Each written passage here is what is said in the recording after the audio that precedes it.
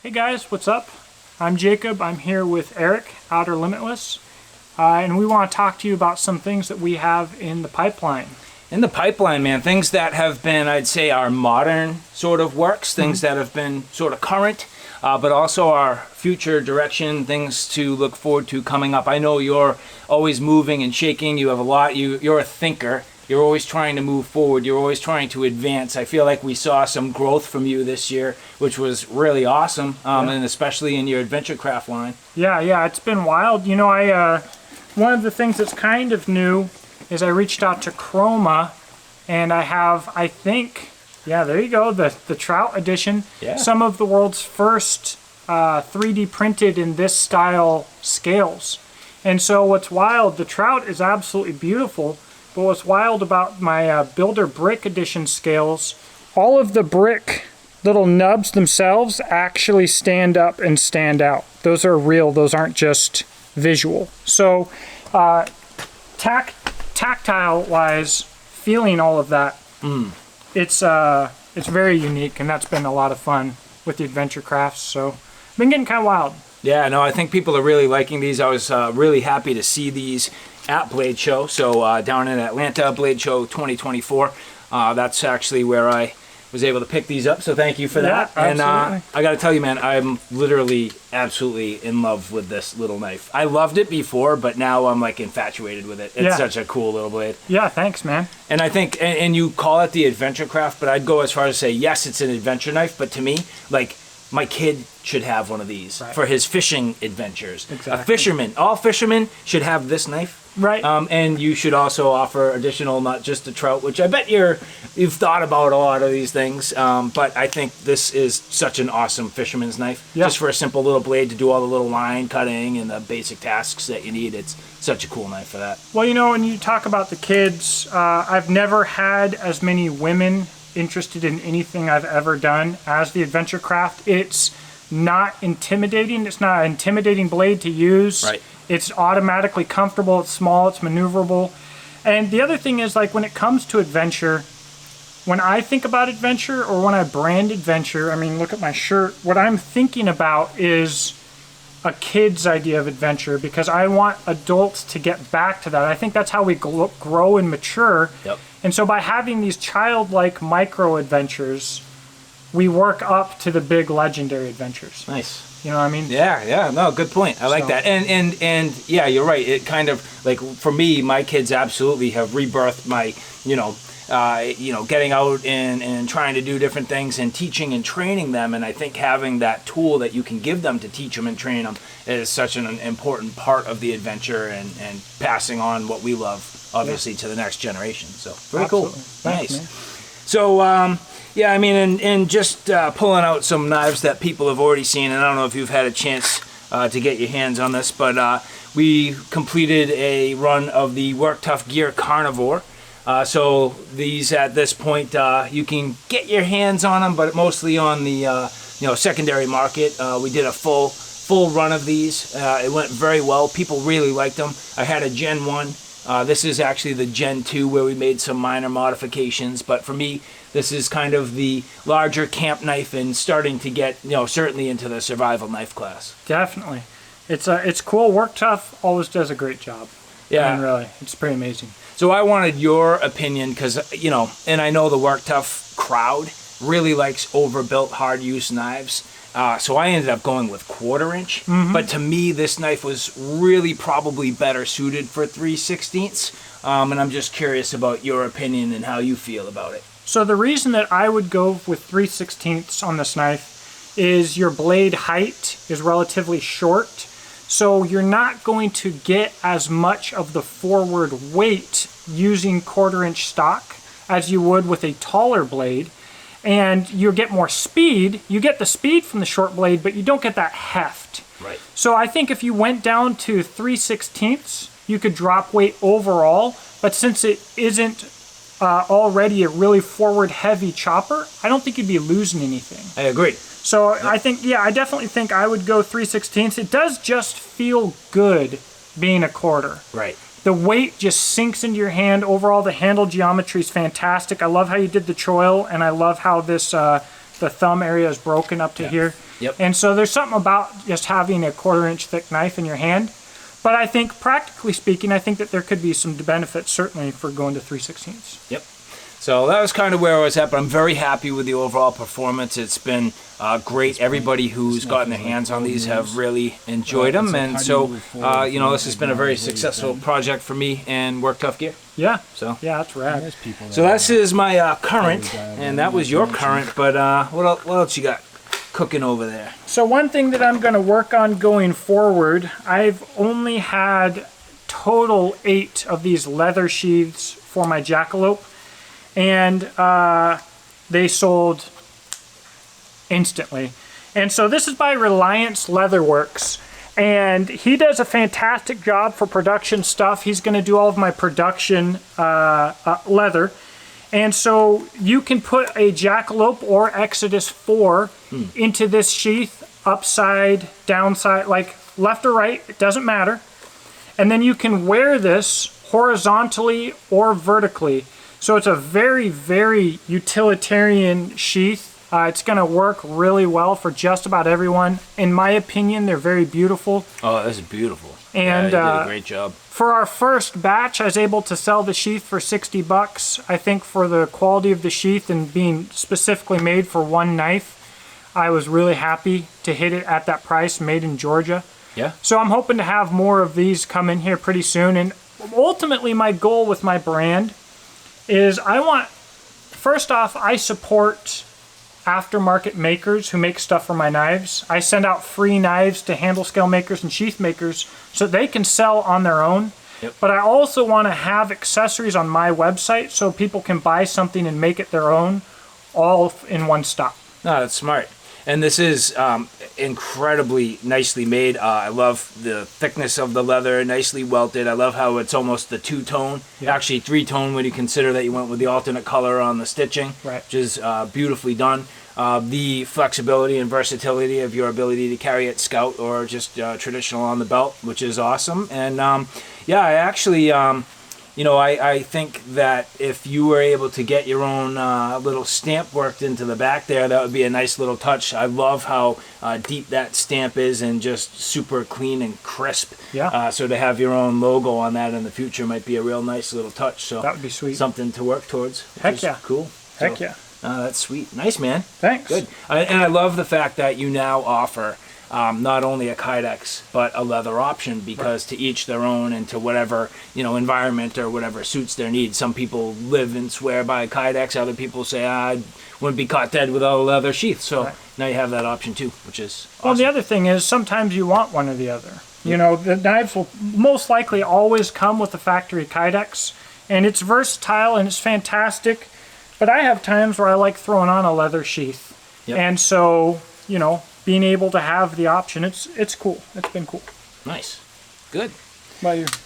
So another couple of blades, and I'll break out the first one, but I've been working with Shade Indonesia.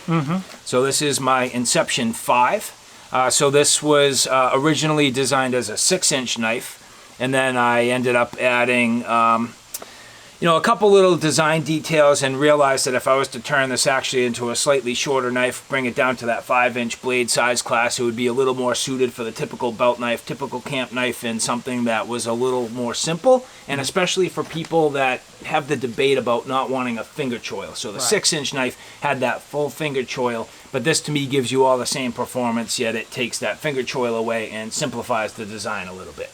So I had seen you post this, but it's just a lot different in hand than what I expected. It's got some heft and some beef to it. Not too much. It's not a heavy knife, but this thing is really, really cool. And so when you look at this knife, I see a 5-inch knife. I see general proportions. I probably would have assumed it was a little bit shorter. The extra height on it, man, this thing really sinks nice into the hand. And that looks like almost a convex zero, huh? It is. Yep, full convex all the way to the cutting edge. And it's beautiful. So yeah, hand forged. The forged scale into the flats, beautifully done. Yep, so it's a denim micarta, which I thought would be cool. I wanted to test it. I've never really had a knife with a full denim micarta like that, so I wanted to see how it was. And I love how it has a soft nature, It does. yet a real grippy nature at the same time. It does. Fit and finish is wonderful on this. Yeah, thanks. So yeah, Shade Indonesia doing fantastic work. I'm lucky to have a partner capable of pulling this stuff off. And these are made to order, so if anybody likes this knife or wants one that's made specifically for them, there's certain features that you can pick, like for example, colors of the rivets, color of the handle, things like that. I can do almost like a bolstered design. But then again, at the same time, the fact that these are hand forged, it's actually a fairly quick turnaround because I'm not waiting for a manufacturing batch. And, I'm able to say, hey, I'd like 3 of these made, and, 8 weeks later, 6 to 8 weeks usually. Sometimes, depending on the workload, it might be a little bit more. It could be, 8 to 10 weeks. But for a hand-forged, handmade knife specifically for you, that's not too bad. That's, I'd say, a pretty reasonable amount of time to wait for a blade. And and I'm really, really happy with this performance. Now, we do use 5160, which to me, I love that steel. It goes kind of back to when, simple knives were simple knives and you weren't looking for super steels. But to me, 5160 has a lot of those attributes that you're looking for. The flexibility when you're pounding through wood, it's spring steel. It's what's, in a lot of like trucks, spring steel or like a leaf spring. So you get a lot of that flexibility, yet I haven't even as much as had to touch up this edge except for a simple leather strop. Because of that convex edge, it is just performed insanely well so far. So I mean, performance wise, I'm definitely very, very happy. So absolutely. Well, and guys, I sell my knives and super steels. I'm working on my carbons. I am a super steel enjoyer. But it seems like there's this whole trend of like, if you like super steels, you have to hate the old steels. And that's not where I'm at. Right? There are a lot of modern super steels that are used regularly that I would not trust convex down to a 0 grind like that. 5160 is insanely tough. And so the more important thing to edge holding than the makeup of the steel is really edge geometry.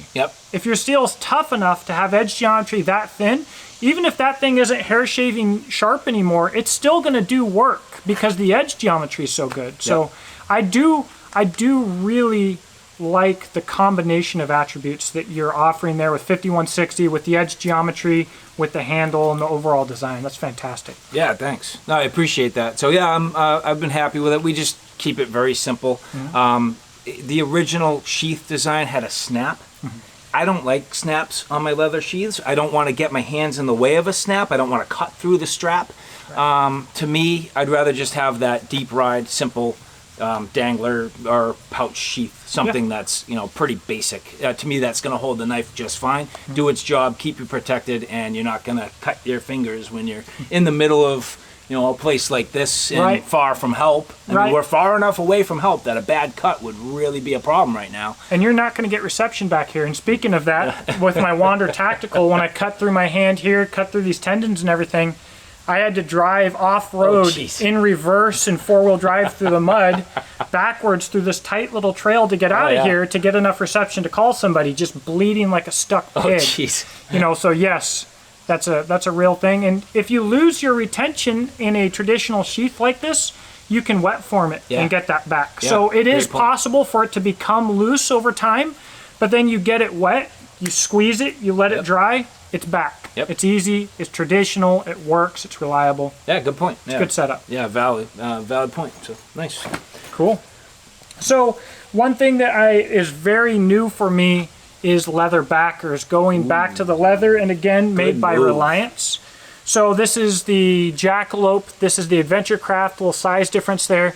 They come in the factory Kydex sheaths, but I'm selling these leather backers that attach to the sheath, and it comes with 2 bolts to attach it at the top. It comes with paracord and a ferro rod from Wazoo Survival to attach it at the bottom. So I send you the backer, the paracord, the ferro rod, the bolts. If you want to put a cool bead or something on here, you can do that. Yeah, good call. If you want to get creative with it, but it's just a piece of paracord and a ferro rod. And guys, this, especially for me with our experience today making fires, Eric, with how humid it is, this isn't what you want to rely on.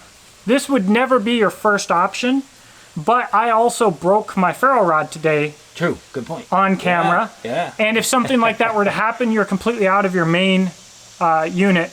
Having an extra on there is pretty handy. So I'm really excited about these. Again, I'm working on giving people the ability to get the accessories they want directly from the source. And I'm glad you brought that up, because I think that's awesome having that second means. And even if it was like, oh crap, I forgot my ferro rod, I mean, we probably could have got the work done with this today. Yeah, we would have done more prep. Yeah, we would have done more prep.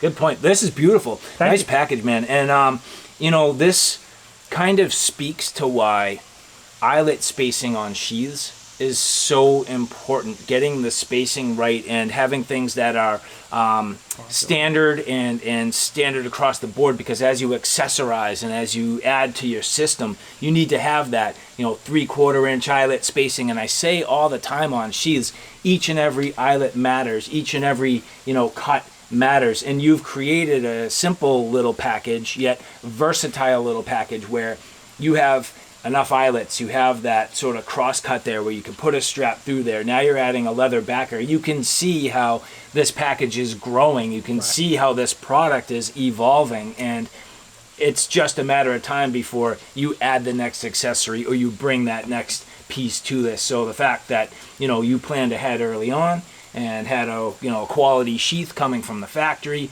and now that you have the ability to add on these leather backers and accessories is really cool. So, and I want to mention, like, I didn't come up actually with this idea. I sent this knife to Bushcraft Kelso in Adventure Craft, and he used it, and he made one of these himself. Again, with these eyelets and everything else, this was his idea. I like to give him credit for it. I saw it, and I was like, I need to do that. Do you mind? He said, of course, absolutely not. He's a Georgia Bushcraft guy. Reliance Leatherworks, these are all made in Georgia. He's a Georgia Bushcraft guy, Matt over there. So it's all like kind of a little community thing. But you know what?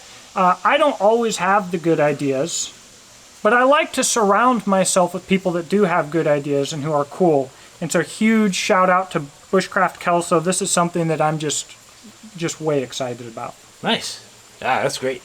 Very cool. So we had already talked about shade. This one I haven't really shown much about yet. Oh man. I think you will enjoy this because you go to the history route. Right. And you have a military background, and you combine those two things, and then you combine them with knives, and so you've had your take on a classic design.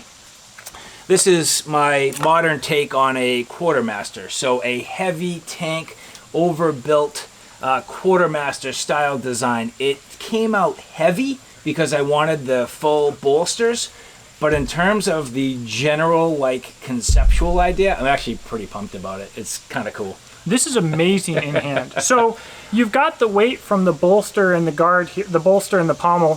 What's the term?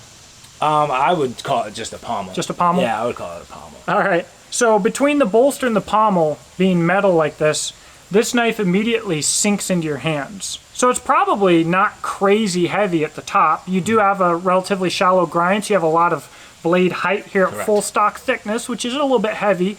But that handle is where a lot of your weight is. So this feels like it is growing out of my hand. Yep. This doesn't feel like I'm holding a knife. This feels like a knife just grew out of my hand. That is really sweet.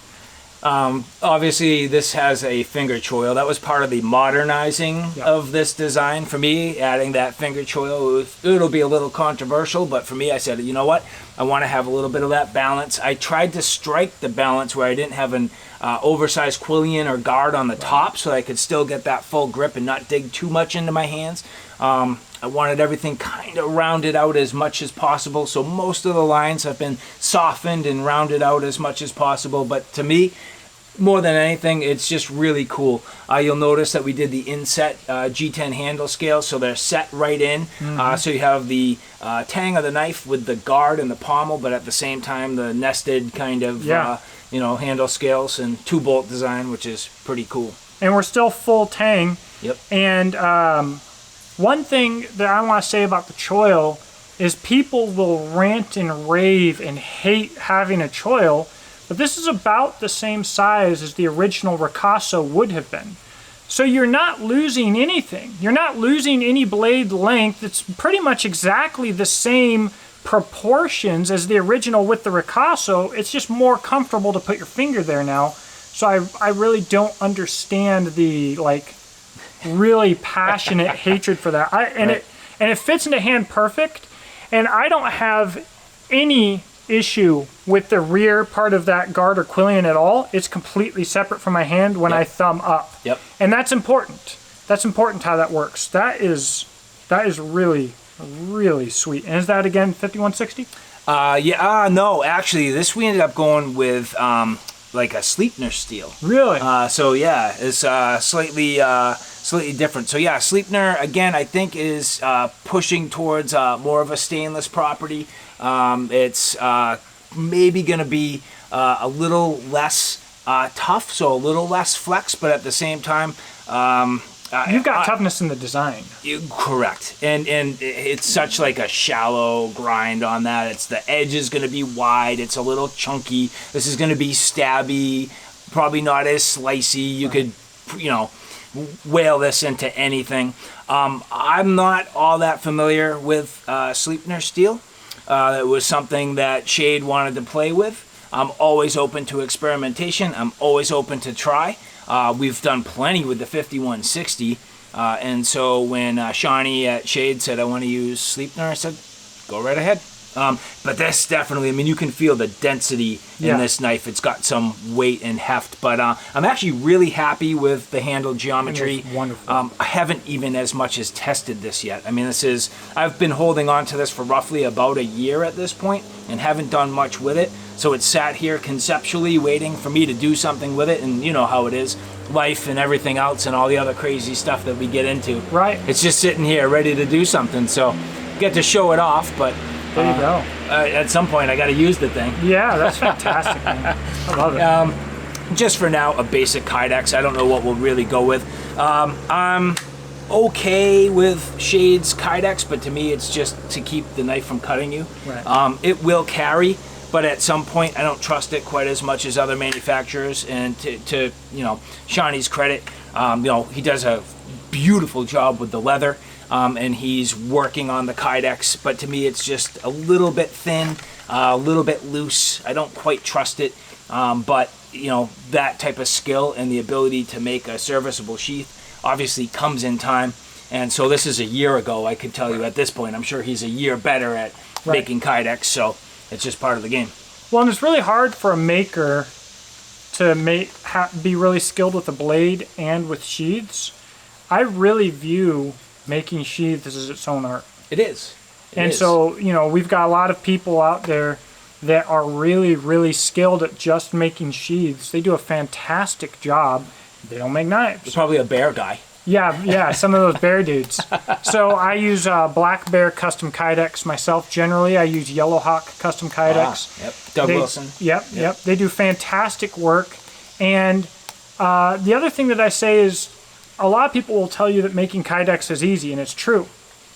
Any monkey can go make a Kydex sheath.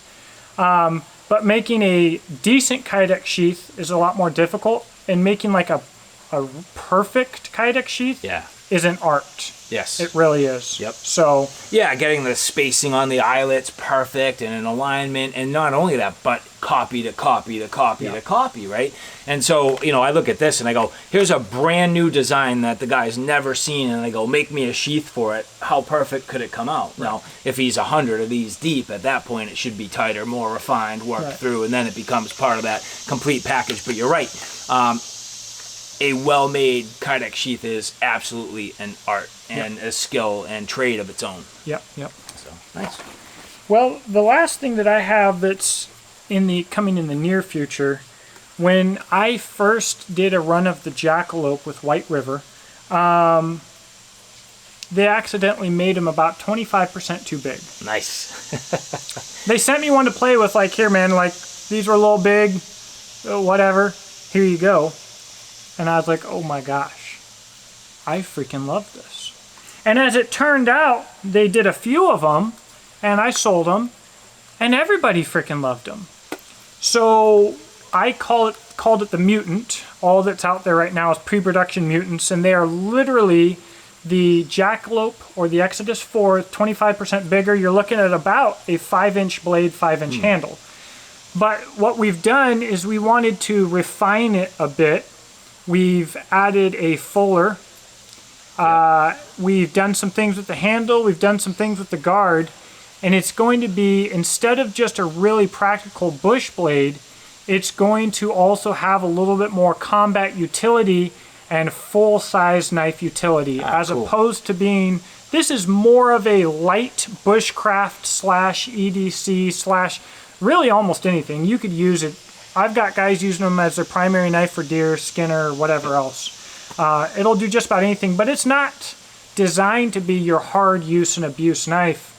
Whereas that Mutant's going to get a little bit more into that realm of being a true kind of versatile do-it-all knife. It will be an A2 as opposed to S35 VN. Yep. And man, I can't tell you how excited I am about that. I could tell you that I could see just like an operator just having a nice simple knife, even maybe inverted right there or something like that. I would absolutely carry it on a backpack strap right there. Yeah. I very much trust the White River Kydex and the retention. It's like the sheath for these knives in particular are about as stout and perfect a fit as I've ever seen on any sheath anywhere. It's amazing. It's so perfect that I would trust it no matter what. So I have no qualms with inverted carry, Right. Especially with a knife of this size. So for me, that's where that would live the most. Just perfect location. Just ready to go. So I could see that being, something that would be a very, advantageous or just, well-positioned location for a knife of this size. I love that you're introducing the guard. Personally, for me, I do a lot of splitting of kindling with stabbing and twisting and popping. So, having some of those additional attributes, I think will play very well for that, but especially where you have a little bit of guard that your pinky will, rest against and give you that assurance. And especially with all of these, you've rounded out the perfect location so that once you get your thumb over the top, you're not creating any hot spots or anything like that. So to me, you're actually taking that design and, like you had already mentioned, pushing it into a very wide range of uses above and beyond the many uses that it's already perfect for. And I like that you've changed the steel. Yeah, I'm really excited about A2. I'm going to be releasing our entire line in A2. I've always wanted to have a kind of a super stainless and a high carbon. Yep. And, this crazy world that we live in, I talked about people's being on one side or the other, and people have accused me of being on one side or the other. He says you have to have super steel, and I'm like, where? Post it. Like, I love my high carbons. Oh, he hates super steels. You need another shirt about it. Yeah, that's what it is. I'm like, my entire product line is super steels. Why would you say I hate them? That's silly. So, it is what it is. I want to have options for people. I'm incredibly excited to have my knives in A2 with a meat tina all the way down them. Yes. And you were talking about your SOCOM guys and your carry. I've got SOCOM buddies that I served with who are out and deploying with this little adventure craft. Yeah. So we're talking about how it could be practical for women, for children. People love it for these things.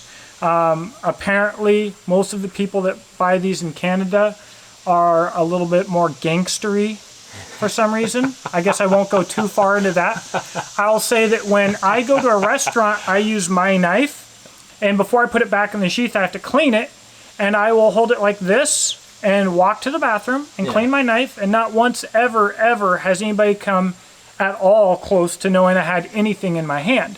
So versatility is always key. It's always the goal. My buddies that I had mentioned were very surprised at how utilitarian this was. Yep. And that's, I want to keep that throughout the line. Certainly the Workhorse was a limited run and it's mostly built for one thing. Can still do some other stuff, but versatility is really important to me. Nice. So, yeah. Sick. So I actually have been working with a U.S. maker. You know how hard and how difficult it can be to break in with manufacturers, and honestly, especially in the U.S. realm, it is very difficult. But I've been lucky enough to team up with Tim Kell, T-Kell Knives. So this is the Accomplice. This is coming out, actually it's available on pre-sale right now.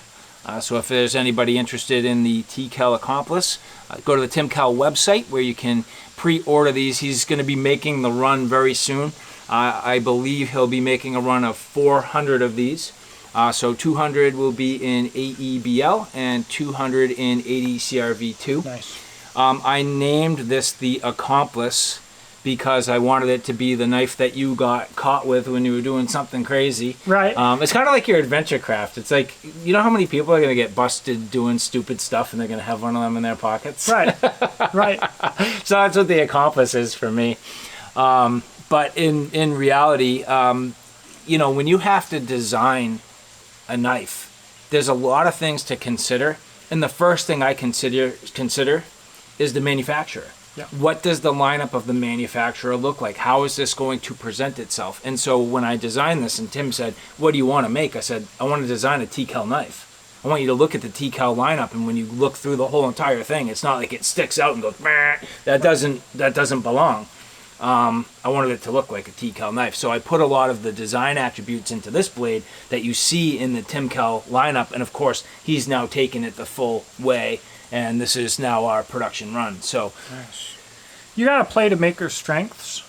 So, you know, if someone uses all AEBL and that's all they use, and you have to have a knife in ADCRV2, they're probably not the person for you because they probably are just dialed in for AEBL, right, whatever the case may be. So playing to the strengths of your manufacturers is always a good idea. Would you go to White River and say, I don't want S35E in? Right. Like, why would you go to them then? Right. Like, that's what they do best. Right. So. And they do. So you've got nice edge geometry on here on a tall blade. I like that. I like the finish on his primary bevels here. It's interesting because there's a lot of machine finish, and then he uses a nickel boron coating. So it's actually like, if you're familiar with upgrades, you can make two firearms. A lot of people will get different components coated in a nickel boron coating, which is a self-lubricating finish, so you feel the lubricity of that, and it's incredibly smooth.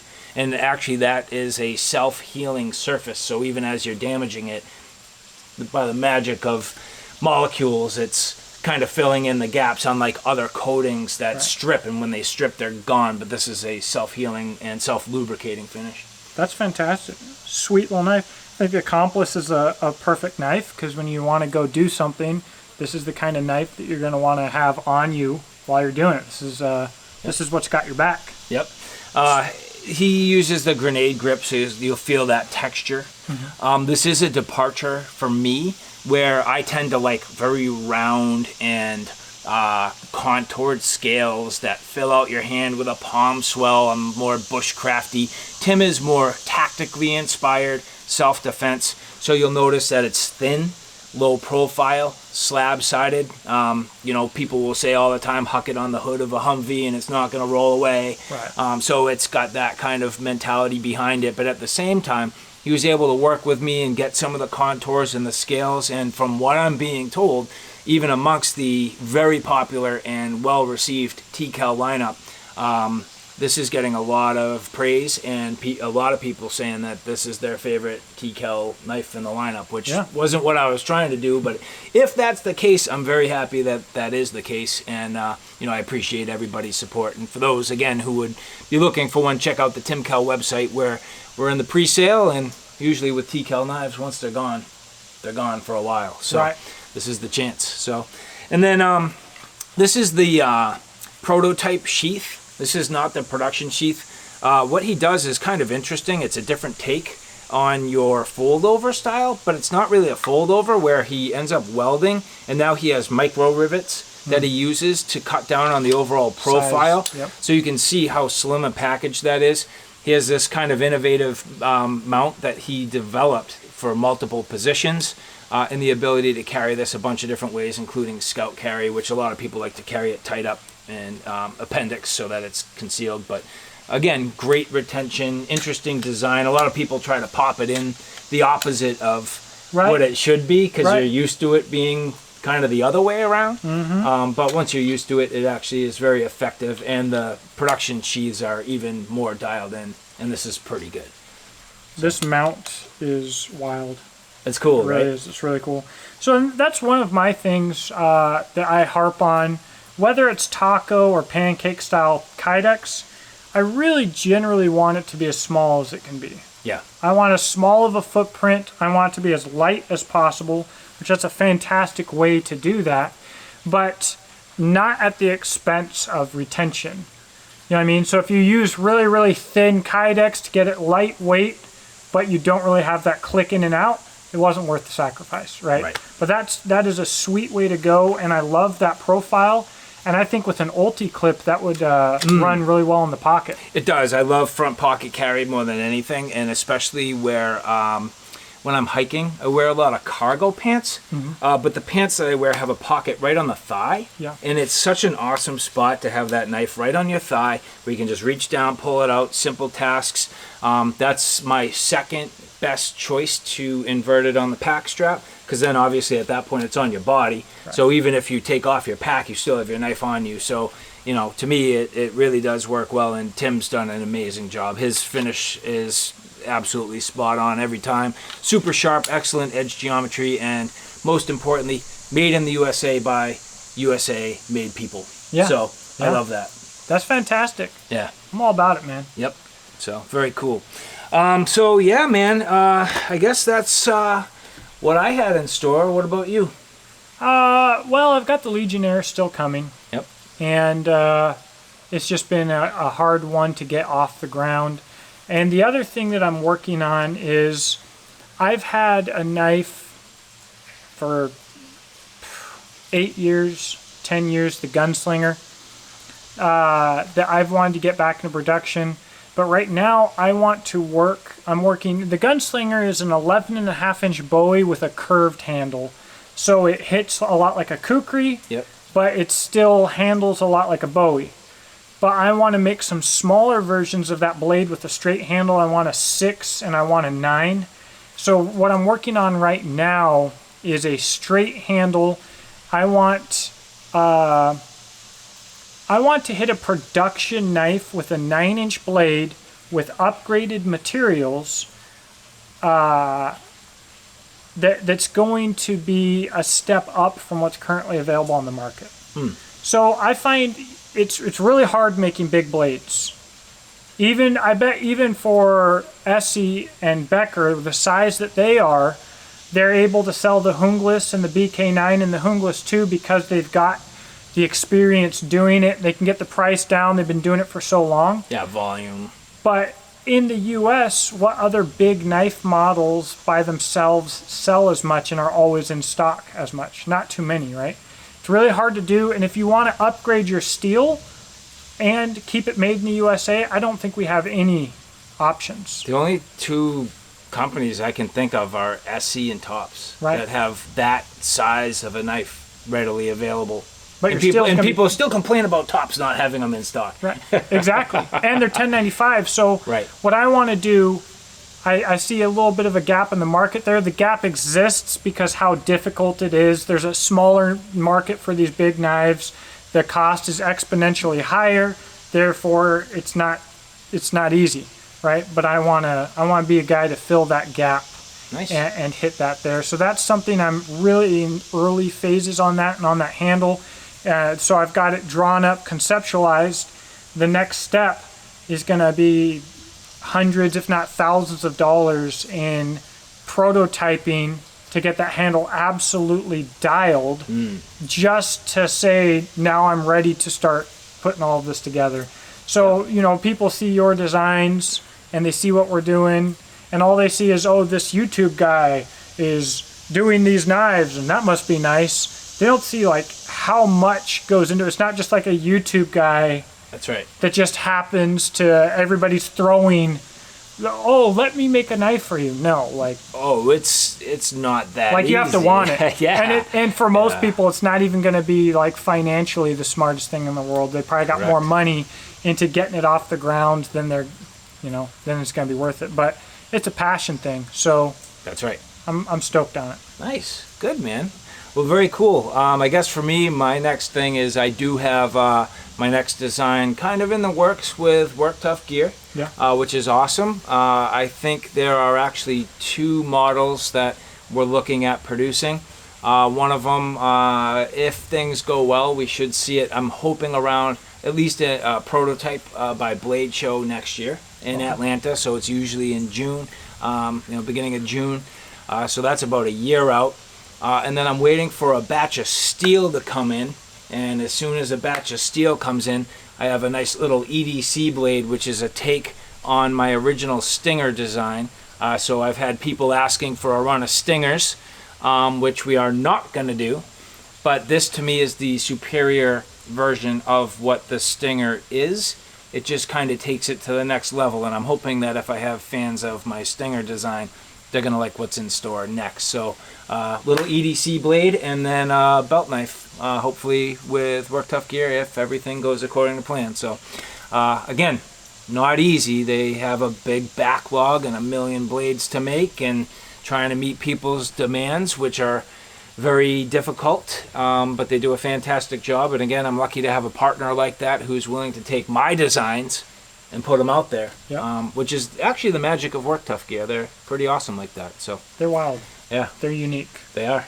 So hard to find, but man, well done, both in the current and obviously we're always looking forward to what's next. Heck yeah. I know we're going to see a bunch. It was great to see you in Atlanta this year. It's awesome to be here on your home turf. Yeah. What a wild place you got. The camera can't do it justice, guys. It does not. I've tried to capture it out here. I've done my best to try and show how wild it is out here. You just can't get it. It's too big. It is too big, but it's cool. I'm glad to be here. Yeah. Thanks, brother. Glad to have you, man. Thank you for coming.